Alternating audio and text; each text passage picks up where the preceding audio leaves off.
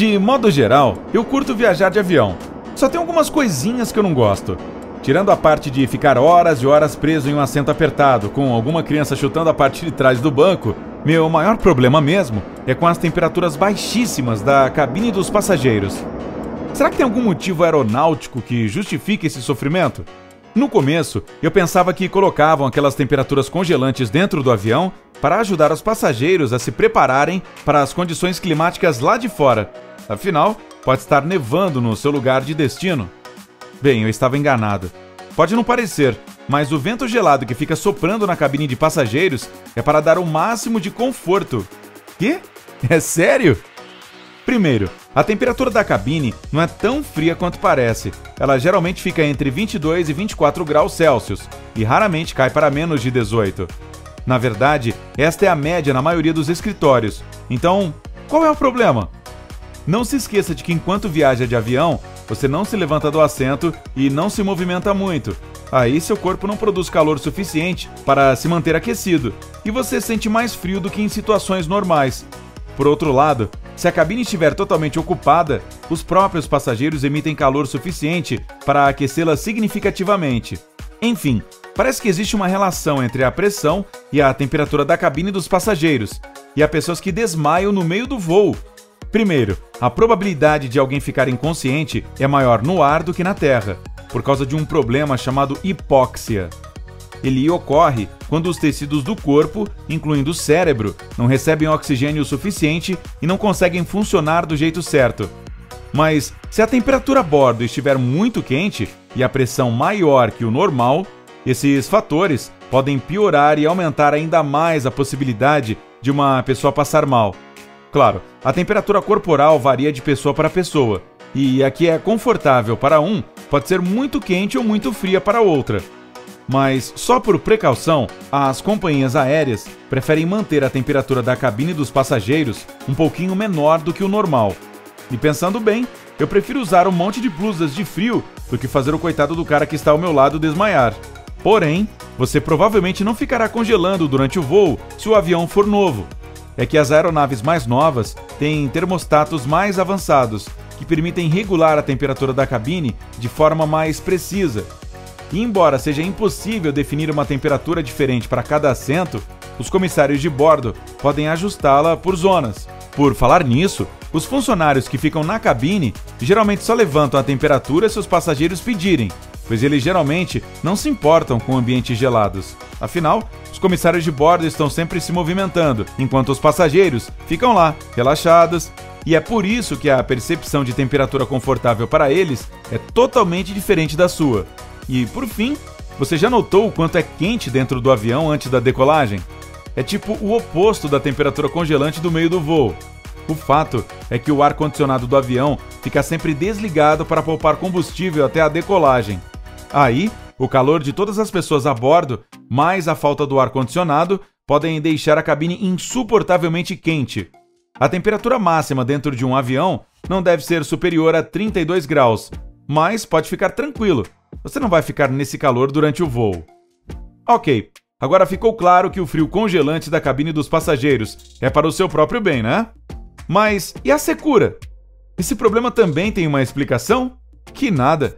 Até os pilotos confessam que a maioria das cabines de passageiros é incrivelmente seca e, consequentemente, desidratante.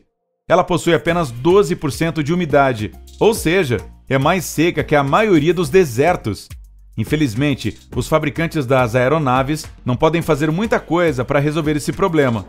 O ar seco é uma consequência de voar a altitudes extremamente altas, onde quase não há nenhuma umidade.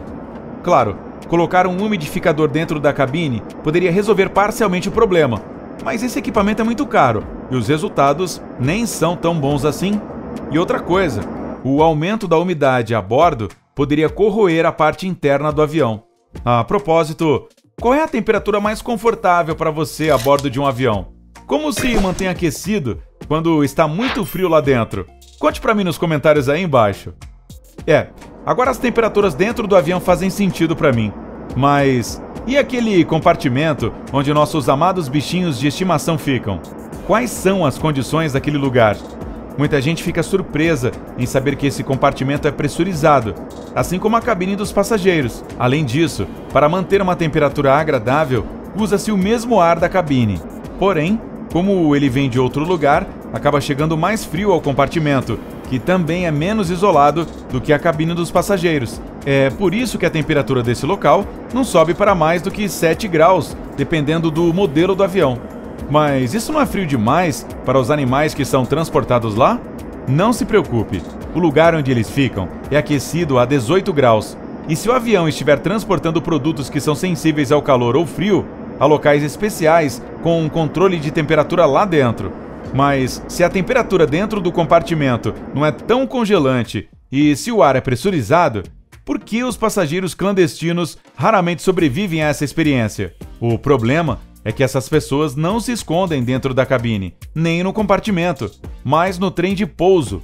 E essa parte está exposta a todos os elementos. Como você deve saber, quanto mais alto um avião sobe, mais frio fica. Se a temperatura antes da decolagem for de 21 graus, a uma altitude de 10.700 metros a 12.200 metros, que é a altitude normal de voo, ela pode cair para menos 57 graus.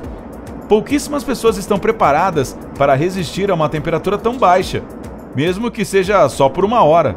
Ah, sabe por que os aviões deixam aqueles rastros brancos, também chamados de trilhas de condensação no céu? Para falar a verdade, eu sempre pensei que aquilo fosse emissão de algum gás, tipo os produzidos por carros velhos.